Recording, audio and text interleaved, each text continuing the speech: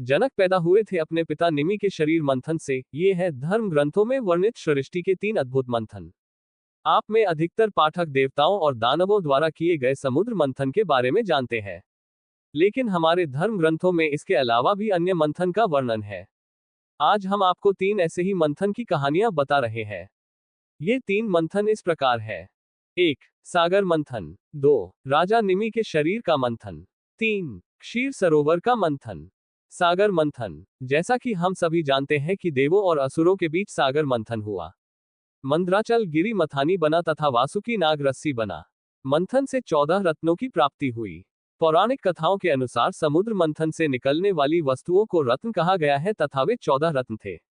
हलाहल विष कामधेनु, उच्च श्रवा घोड़ा, ऐरावत हाथी, कौस्तुभ मणि, कल्पद्रुम, रंभा, लक्ष्मी, वारुणी, मदिरा, चंद्रमा, पारिजात वृक्ष, पंचजन्य शंख, धन्वंतरी, वैद्य और अमृत।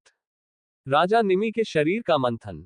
राजा निमि के शरीर का ऋषियों ने मंथन किया, जिसमें सोने की मथानी और रेशम की रस्सी का प्रयोग किया गया। तन का मंथन हुआ। मंथन से 14 पुत्रों को प्राप्त किया। 12 पुत्रों ने संन्यास ग्रहण किया। 13वें पुत्र जनक क्षीरध्वज को राजा बनाया गया।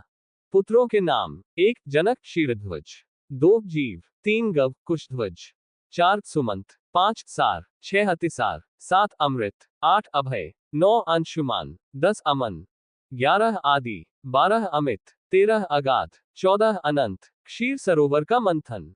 राजकुमारी वृजेश्वरी का विवाह नहीं होगा, ऐसी भविष्यवाणी राज ज्योतिषियों ने की। राजकुमारी ने ये बात नारद मुनि को बताई।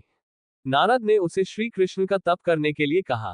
राजकुमारी ने घोर तपस्या की। भगवान श्री कृष्ण प्रकट हुए। भगवान श्री कृष्ण ने वृजेश्वरी के साथ मिलकर क्षीर सरोवर का मंथन किया, जिसमें काठ की मथानी और सन की रस्सी का प्रयोग किया। मंथन से 14 पुरुषों की उत्पत्ति हुई, जिसके साथ वृजेश्वरी का विवाह हुआ। 14 पुरुषों के नाम कृष्णेश्वर, पिंगल, कनक, पार्थ, उदधि, बिंदु, अचल, शूलपणि, सुरसेन, संदल, सौरभ, सारंग, साज, गोविंद। विवाह होने के बाद ब्रजेश्वरी ने श्री कृष्ण से विनती की और कहा, हे प्रभु, आपकी कृपा से मुझे 14 पति तो प्राप्त हो गए, लेकिन समाज क्या सोचेगा? संसार की नजर मुझ पे होगी, लोग मुझे ताना मारेंगे, इस संसार में मैं कैसे जीऊंगी? श्री कृष्ण ने ब्रजेश्वरी पर कृपा की। 14 पुरुषों को एक शरीर में समाहित कर दिया, जो कृष्णेश्वर के नाम से जाना गया।